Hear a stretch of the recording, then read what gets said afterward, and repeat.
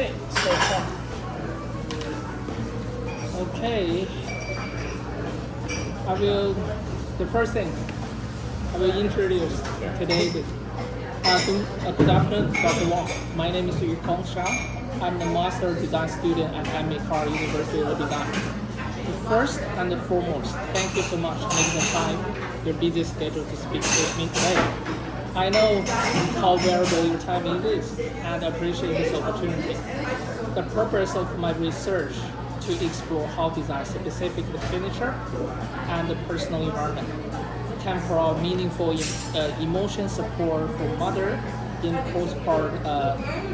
postpartum period, with a particular focus on those who have experienced recurrent pregnancy loss. Real inspiration for this project comes from the personal space, observing my wife's journey. I want to be very clear that this academic research project, not a personal case study. My goal is to translate this initial observation into more empathic design insight that could be potentially benefit for others. Your clinical perspective is observed invariable to this process. You see the full spectrum of this experience, and your insight will be crucial reality check that ground my design work. Before we beginning, I'd like to quick go over a few formalities to ensure everything is clear and adequate as it requires my university. The first one is the confidentiality. Please to assume that our conversation today complete for confidential. Your name and the institution will be anonymized. It's all research output, including my final thesis, voluntary and participation. Your participation is entirely voluntary. You are free to skip any question and end the interview at any time without any need for explanation. Third, process and recording. The interview should be about 45 minutes to ensure don't miss any your valuable insight. Would you be comfortable with audio record your conversation? Yeah, this recording will be stored securely and will be deleted after my this is complete. I have the briefly informal consent form here and the outline of this. Is this one for you? You can take a look and maybe you can sign in the final page.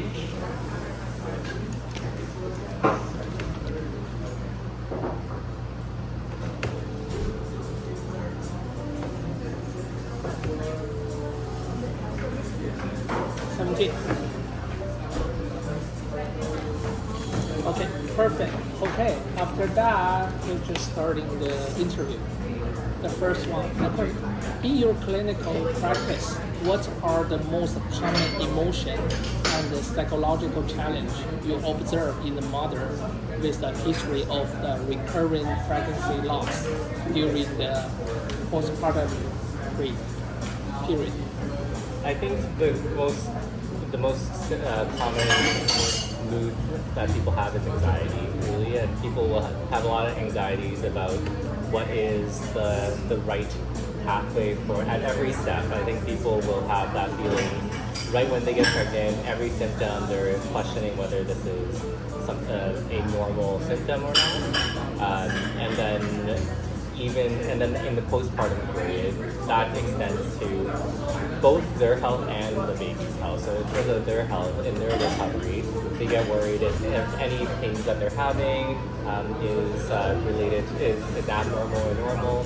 If the breast milk coming out is the right amount or not the right amount, and just making sure that and then from the baby's perspective, are they feeding the right amount? Are they drinking the right amount? Are they peeing, pooping? Are they sleeping the right amount? There's a lot of doubts about every step of the way, and needs a lot more reassurance because there has been a lot of times when things didn't go well, and So I think there's always a doubt or a fear that similarly something will go wrong, whether it's related to any part of that postpartum journey. So I think there's a lot of anxiety about every single step, and just need a bit more reassurance so that so that they know, so that they feel comfortable that what's happening is a normal transition during postpartum period.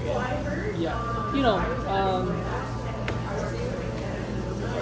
based on my research, I know the postpartum depression is really common right now. There's a lot of women facing this problem.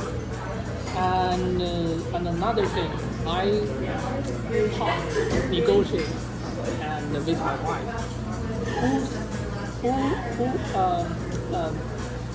mother or father who need to take care of the baby more, yeah, something like that. Whose responsibility for taking care of the baby, in your opinion? Well, I think it's tough because it depends on a couple of things. It depends whether whether someone's breastfeeding or bottle feeding or formula feeding. Because for someone who's breastfeeding, even if you divide certain tasks, there's certain tasks that only one of the parent can do. So even some of my patients, let's say if they are formula feeding, the person who was pregnant can just kind of sleep all night and then divvy up all the feeding to the dad.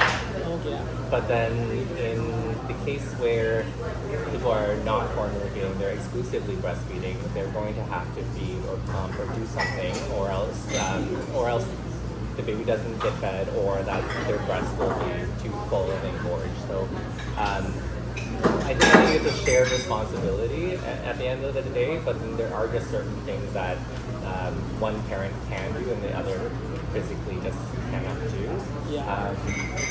But then just because there's those differences doesn't mean that the other parent can't make up for other things. I think it's just the same as any relationship. It's never completely perfectly 50-50. It's just at certain times you can give 60% for certain things, and then the other person gives 40, and then in other aspects it might be a different balance. So, and I think the transition is tough because I think a lot of partners have a lot of because when you're a partner without a baby, you're focused on your own relationship, but then your identity is changed completely when you have a baby. You're kind of the two parents, and sometimes you forget that you're also partners to begin with. So because you're just so focused on this one task that you have. So I think there's just a lot of the balance is a very interesting question because it is a shared responsibility, but how that's shared is different for every couple. Yeah, I think there's more, my wife always say we need to 50-50, but in fact, my wife is taking more. I take less than my wife, I just take the 6 weeks off, I'm back to work. Right now, the Cindy is already back to work. I really worry about I have the postpartum depression, Sometimes that feeling is really low. So I push her back. Okay, you can go back to work. Maybe it's a part time, just 20 hours. That's okay. It's really good for her. I think, after when I back home, she go to doing the night shift. Yeah, she also right now she's working in IKEA so far. So right now for our situation, I try doing 50% responsibility to take care of the kids. And I think the other thing, just thinking about you going to work at the 6-week mark, that's you're doing that also for your family too. I think it's also important to recognize that because giving 50% doesn't mean giving, as I said, 50% to everything. You going to work is contributing your 50%. It's just a very different way of contributing the 50% compared to being at home with the child and being the child fed and whatnot.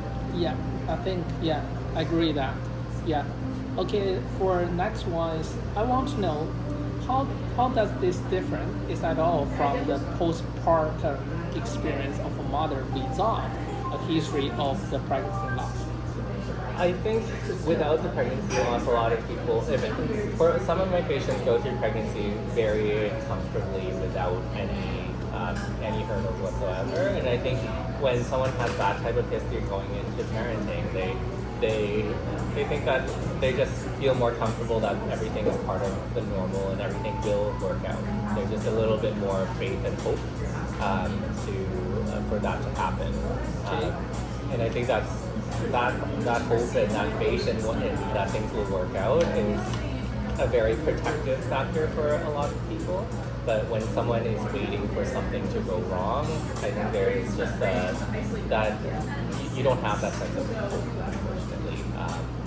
I think that's the biggest difference. Right. Okay.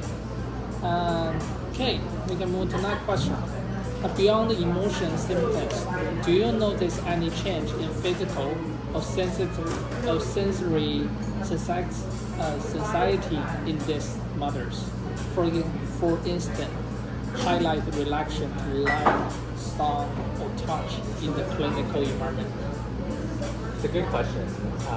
I think what has been sometimes shown is that people with anxiety or postpartum depression, the recovery physically is also a little bit different. And we see it especially in people who have C-sections because it's just a tougher recovery in general. But for people who, on top of that, have anxiety and postpartum depression, that recovery is even tougher. And part of it is because it's harder for people to feel motivated to get out of bed or to even do the normal activities. So a lot of the times, a lot of people have a slower recovery because they don't feel motivated to do those things to help with their recovery process.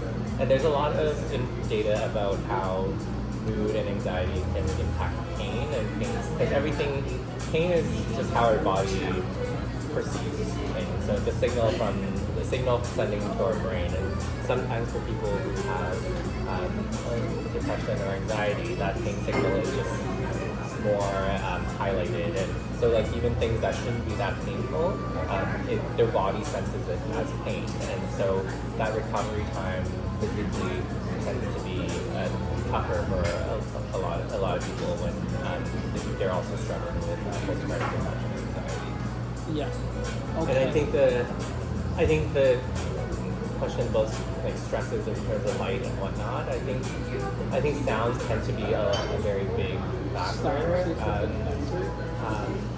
Mainly because they're so sensitive, they're so attuned to their babies crying too, during this period of time, and so I think their brain is just very focused on listening for that, and so any other loud sounds also become very quite triggering. Yeah, I know. I agree that one. My daughter is quite a lot. The song is a lot. But last week we go to the TNT, have another 6-week baby, and crying is so quiet. And we just sit beside each other. The baby's crying. I don't know. He's crying. I don't know that. But my daughter is crying a lot. Yeah, that's it's really different. Yeah. So yeah. He remember, I'm not feeling comfortable. You need to take care of me. Mm-hmm. Oh, I'm not happy. You take care of me. Yeah. Yeah, your brain is so trained to take care of the child during this period of time. Yeah. Okay, next one, for your perspective, what does ideally support home environment looks like for mother recovery from RPL and navigating postpartum adjustment? Is there a specific type or space or corner you imagine would be most beneficial? I think thinking about what's comfortable. I think it's just creating spaces that make it easier that just creates less doubt in the situation. I think you have to really think about what are the things that people are anxious about and what they're fearing, like whether it's feeding, whether it's sleeping and whatnot, then you have to create spaces that makes it as easy as possible for people to, let's say, to put down their baby to go to sleep or to, and that generally probably means that the lighting situation needs to be less intimate. intense, and the sounds are a little bit more quiet. Like, and also even just being able to pick up the baby and putting the baby down, but like less movement. Like it doesn't have to, like, because you're just trying to make it as easy. Let's say even from you're sitting on the couch and putting the baby down, if you need to move so far, so much movement to even do that, then the baby cries more, and you're just more likely to wake the baby up, and then you're just trying to facilitate as easy of a transition so that there's less thing that can go down. It's not wrong when a baby cries, but it's just like less ideal situation. So you're just trying to make it as seamless as possible at every step of the way. And at the beginning, babies don't do too much. They're just like eating, peeing, and moving, and some tummy time. So it's just creating spaces that make those things a little easier, or even just like the height of the chairs and the furniture, and like so that it's an appropriate level, especially with someone who had a C-section, to get up to put their baby down, because you don't want the simple act of caring for your baby to exacerbate pain, exacerbate something that can be triggering, or so you're just trying to make regular life activities as easy as possible so that it doesn't trigger something for the mom to feel like they're not doing well, or for the parents to feel like they're not doing well, or to trigger the baby to cry. Yeah. You know, I have some friends. They get the first baby. They purchase a lot of baby furniture, but the most 80% is useless. Just they don't use too much. But sometimes they don't know what kind of furniture make it easy. That's the problem. And also for the baby basket, I know in China they have this side open. The parents they don't need to put on the but in Canada it's illegal. What do you think? Because I think that way is maybe easier to the mother. Well, I think it's also tough because a lot of the height that's for furniture is designed not for like Asian people who are generally short of like your family is also not the tallest family. So it's the height. It's important to also make sure that it's culturally appropriate in terms of the people that you are working with as well. So. Because sometimes, especially when you have to put over, and then it's already designed at a height that it's not generally for someone of like you and your partner's height, then it just becomes even more difficult. And if you imagine that there's like a scar, like a C-section, and on top of that, it makes it much more tricky. Usually difficult, right? Yeah, but I think I can't comment on the size opening and whatnot. Like from a legality perspective, from a legal, I don't know enough about that. But at the same time, just because it's not side opening doesn't mean that it needs to be so high to lift the bassinet over. Or maybe the bassinet too deep. Yeah, right? yeah. So it's just creating ways to make it, even if it can change height or something like that. Like the adjustable, the office desk, right? Yeah. This may be easier. Yeah, something like that. So so that makes it easier to make that transition, so that it's not about you having to be in these awkward positions to put the baby down, but if you can change the furniture itself to make it easier. Yeah. Okay. Perfect. Next one. The concept of the recent franchise grief. The grief that isn't openly acknowledged is often discussed in relation to pregnancy loss. How do you see this playing out in the postpartum period? And how may physical object or space to help legitimize for this grief? Yeah, that's a good question. I think one of the toughest part about people with recurrent pregnancy loss, and we're talking about after they have a baby successfully, right? Yeah. Is that because we don't give enough space to grieve the babies that did not to this point. So it is about because OBs and any midwives are so focused on this new baby that you brought into the life, and we're very happy about that. But I think we sometimes forget about all the babies that do not make it to that point. And I don't know. Sometimes some families I think can have some guilt that this one baby made it, but these other babies do not. And I think I'm sure there can be something good to say about creating spaces to openly agree, whether it's like putting, like in some spaces we do put like a butterfly, like to acknowledge, and like even if it's just putting a name or a date or something that acknowledges pregnancies that do not make it, and to remind people.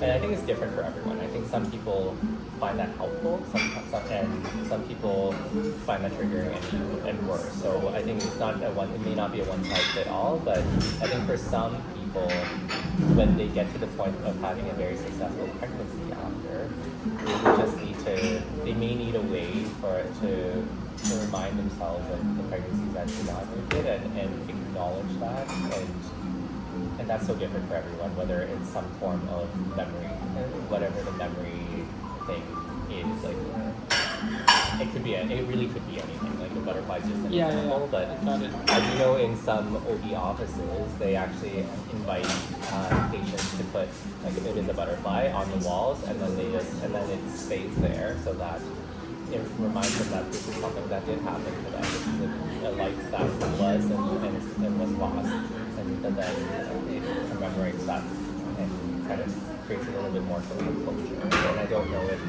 let's say, your family has had that, and sometimes that may be necessary for some. That may be necessary for some people. Yes, I agree that point. Okay, for next one, the Vancouver is a multiple cultural diversity.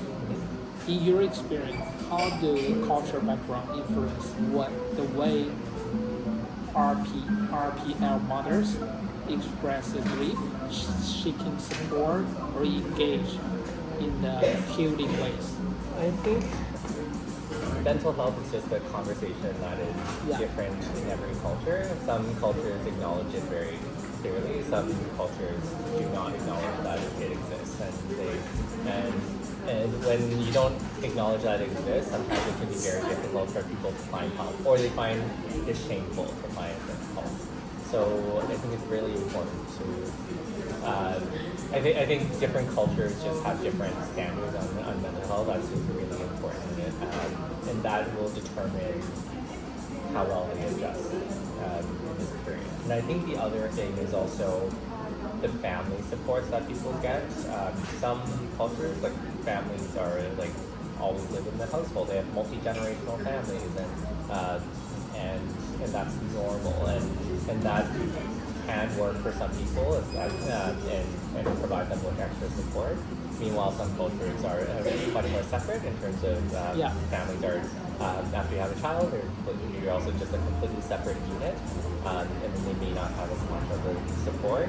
Of course, it's not blanketed statements to say that every culture, like just because you're X culture, this is obviously the way that's happened, but there's just more trends in certain cultures that how involved grandparents are, how involved other families are, and I think that plays a role in terms of how people interact. But the other thing is that there are also parents that may not be, like grandparents that may not be helpful in this situation too. There are people that may make it more anxious during this period if they are specifically questioning, is this normal, is this not normal? When someone's already questioning what's normal, it can really make it really tough for that transition. So I think there is a cultural aspect on how involved parents get in their own parenting. And I think especially in Chinese culture, it's very common for the grandparents to critique on everything that you do. Yes. And I think that can be really tough when someone has struggled with a lot of anxiety to get to that point already. I think, did you get the mental health program, the report for Cindy? Some of it, yes. Yes, based on, Cindy has 3 times miscarriage, right? But my parents only know once. Mm-hmm. Yeah. After that, we get a lot of pressure, in Chinese culture, have the kids, it must be for the family. And I think the question I want to ask is like, why wasn't the other one shared, and like, why wasn't the other one shared with the family and with the other miscarriages? Like, Oh, my father is doctor in my hometown. Please think about it. Before we back to China, Cindy doing a lot of blood tests. I think they think about it. Cindy have immune system problem.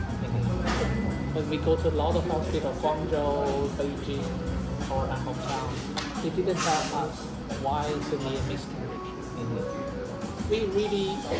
We think about it. Maybe think after the COVID vaccine is triggered immune system, and doing the blood test, maybe have some numbers a little bit higher. We don't know. Who knows? We do the research in the Google. Have some of the case study from USA. Some people get the COVID vaccine, the triggered immune system. It will be maybe, right? So my father thinking about it. Oh, Cindy maybe can get a baby in the future. So who knows? yeah, I think it just speaks to like how Yeah. how some family dynamics can be protected, but how some family dynamics can be more harmful. Yeah, I know. My parents crazy. just want to protect me, right? But sometimes they didn't think about Cindy, so they give too much pressure for Cindy. I think in that moment, Cindy have too much pressure. She have two more times in miscarriage in China, right? So when we come back, Cindy will take a year, stay at home, and just enjoy with my dog, just really calm and relax. Here succeed for now. I think most pressure is from the family pressure. That's what we're talking about with the mental health program. To share some our information. Yeah. Okay. And next question. What are the biggest gap in current support system for the mothers? Particularly in terms of non-medical, non-clinic talk therapy intervention that could be integrated into their daily life. Just even from I know you said non-clinical, but just it's really hard to get the reproductive mental health. Like even that program in itself it takes a very long time for someone to get seen, or sometimes multiple referrals, which I think is what happened. Multiple referrals for people to actually get into there. So and it's just such a big barrier because they are the ones that hold a lot of the non-clinical support system. Like they have a lot of resources, but when people aren't even able to get in there in the first place, sometimes it gets very tricky. But I guess the question is about like what support is necessary or is what's necessary. What's for non-medical, non-clinic? I think it's gonna be a lot of like, and people I think find this themselves, to be honest. It's things like mom groups and like or parent groups that and that can sometimes be harder too, but because sometimes they have a lot of create more questions. Yes. But I think it's more mom groups that it's less about commenting of is this right, is this not right. I think it's mom groups that talk about what are my feelings during this time while all this stuff is happening. I think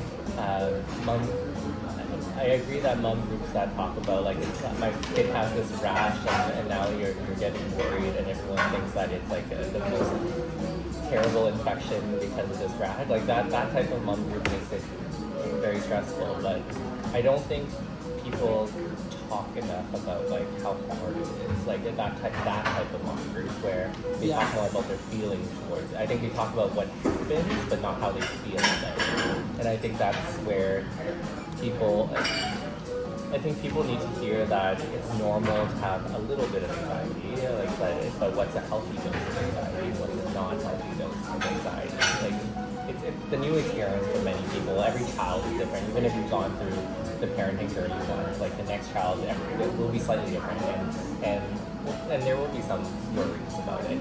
But I think no one addresses it and talks about it right when it's happening. I think the mom groups I've seen the mom groups that you guys are part of is mainly just the ones that are about like my kid has this rash, is it normal? Is it like it's not drinking well? Yeah, there's too much drama in the normal to do. Yeah, so I think, and then in terms of, I think, or just like spaces where the parents and the babies can be with other parents and babies in various, in a shared space. Like, I don't know if those mom groups that you've been in, or like those parent groups that you've been in, is it more like WhatsApp type of thing? Yeah. But I think I mean like more of a physical space that you can, because the conversation you have, I think, in physical, like in person, is different than conversations you have as a one-off text on a WhatsApp group and everyone's giving their opinion. I think when you actually see each other in a circle, like I think it's a very different type of support compared to the WhatsApp, Facebook. Yeah. Mom groups. Yeah, yes, okay. Okay, based on my research, I think I have some core problem. The first thing is the hypervigilance in nervous system. And second one is the inability to articulate emotion, where word fail to convey in deep of their drama. The third one, a loss of control over their environment and interactive. And the fourth is a complex emotion experience, preceding grief and joy in the same time. And the fundamental needs, maybe they need safety, content, emotion. They are too profound of the word, and they need to make the adjustment for the mood, and they need a gradually rebuild the capacity of the connection. They also need to experience of the contradictory.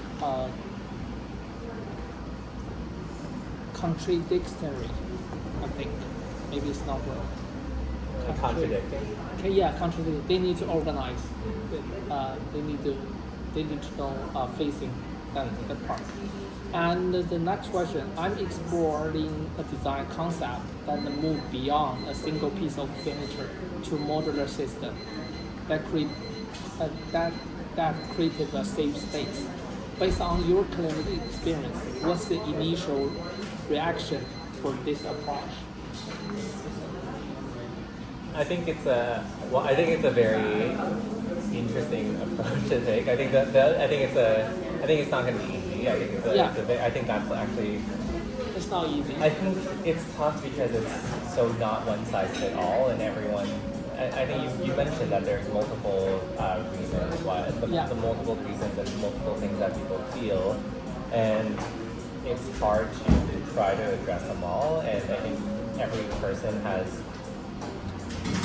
different, like the four things you mentioned. Let's say some people will resonate with some of it more than others, and I think it's hard. It's going to be hard to be a one size fits all. So which is, I think, in a modular is not supposed to be one size fits all, and you're supposed to kind of design it in a way that will fit that specific person's situation. Which I think that's actually probably the better approach to this. I think it needs to recognize that not everyone goes through this process in the exact same way, and that if you design something that's just supposed to be universal, you probably end up making something that is so average that it doesn't fit anyone perfectly. So I think it needs to be a little bit more adaptive. I think it needs to be adaptive. Yeah. I think so. Yeah, that's really hard to make one thing to fit everyone. Yeah, different model have different situation, different background, different culture. Mm-hmm. So I will try looking for the best way to fit everyone. To try doing the best, give them the support. I don't want to figure out this problem. I just want to do something for give them more support. That's what I want to do. I think the thing about the grief and joy is interesting because I think a lot of people in that new parenting phase feel guilty if they still feel like it should be such a happy scenario now that they have gone through so many losses and now and now have a pregnancy and deliver, they should be just pure joy. And then a lot of people feel guilty if they have any sad feelings and guilt, so they end up holding it back because they don't feel like they can voice that when this should be such a happy time. I think that's kind of what you said. That's hard to articulate because I think the barriers to articulating. First of all, they might not have the right space to articulate, but at the same time, there might be a personal, like internal gift for feeling that way. Okay. Next one, if you are to recommend a product like this to vulnerable passion, what would be the most important thing to convey to make her feel it was safe and understood choice? Say that again. I'll say that. Recommend products this vulnerable passion. What would be the most important thing to convey make her feel it was safe and understood choice? Yeah, that's really hard to use. I think it's hard because it's hard to imagine. It's hard to imagine the product first. Yes. So it's hard for me to recognize how to make the product safe without me knowing exactly how I can visualize the product specifically at this time. But I think the most important thing for the product is that I think you have to meet the person where they are, and I think it needs to be very clear that, as what I said before, that it's not a one-size-fits-all, that it needs to be, there's a lot of choice in terms of how, because you mentioned this too, that there's a lot of loss in choice, and like people don't choose to have a miscarriage, it just happens to them, and so it's hard to be given something and be like, this will fix your situation. So I think it's going to be very important to have this option of choice in this design, that there's going to be ways that are adaptable because someone chooses certain ways to adapt this product.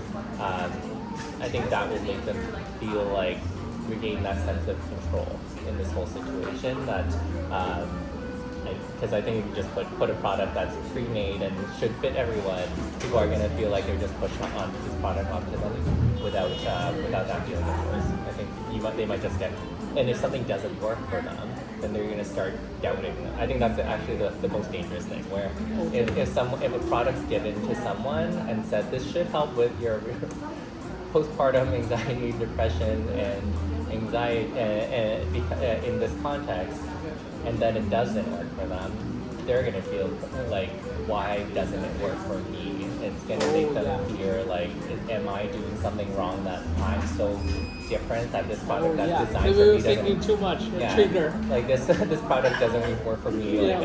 So I think there needs to be a way that's adaptable, that makes it easy for people to adapt to what they need at that point.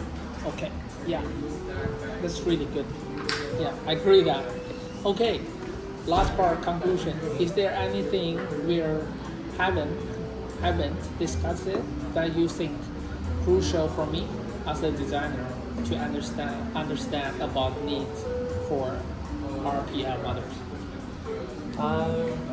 Anything you want to mention? No, I don't think it's too much. To be honest, even because I think even before you mentioned these are the things I've thought. Like I felt like all the ones you mentioned, I feel like you have a good idea, a good sense of it based on your personal experience and your research that you have done outside of this interview. That you do have a good sense of, like, these are, I think, the factors that the hypervigilance, that people have, but then they don't have the space to articulate it, or they just can't because of whatever familial, cultural aspect that is a block. Or I think the concepts are there. I think it's just how to apply this. And I think the toughest part really is going to be the design. I don't think I have it clear. I think if there's an easy answer for this, it would have been maybe.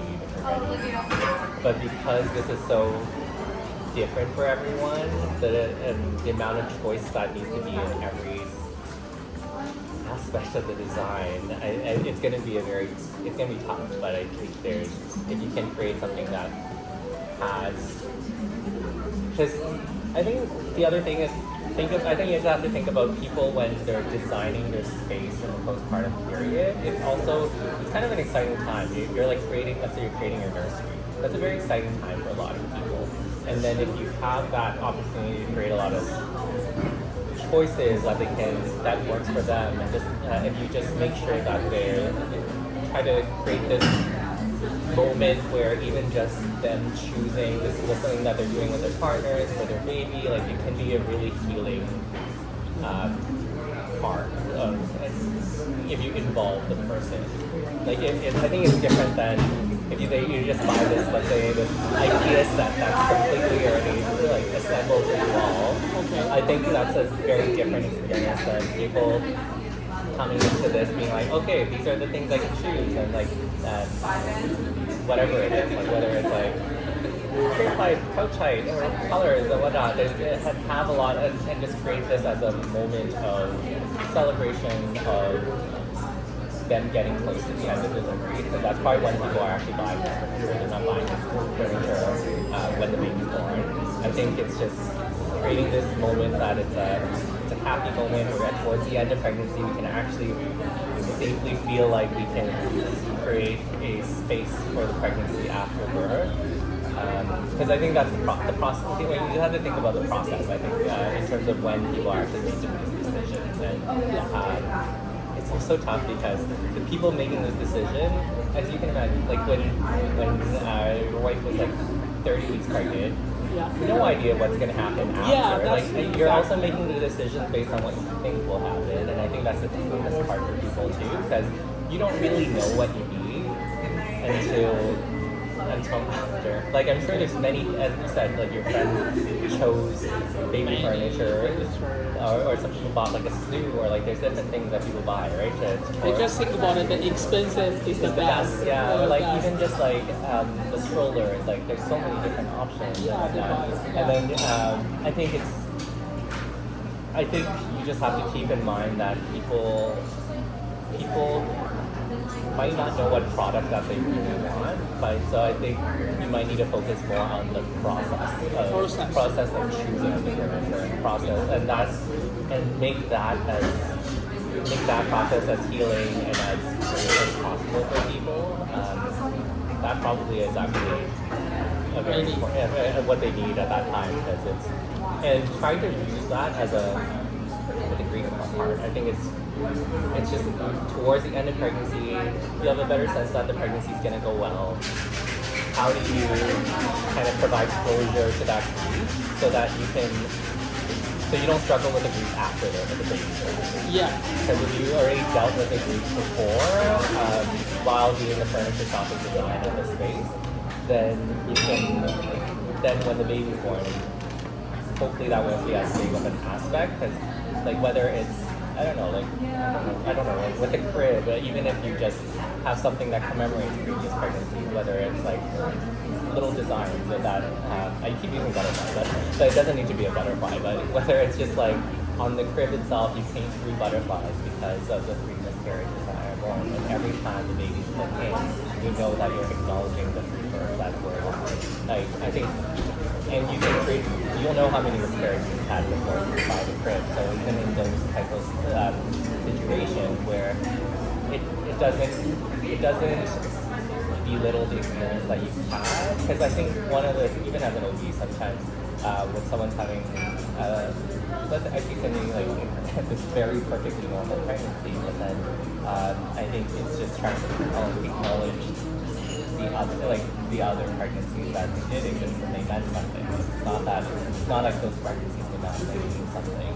And I think if your design includes something like that helps people provide closure before delivery, I think it will really help with that transition. Okay, yeah.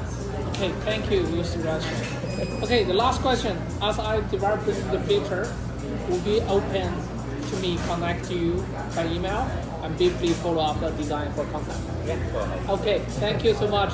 Okay, today's done. Thank you, Dr. Wong.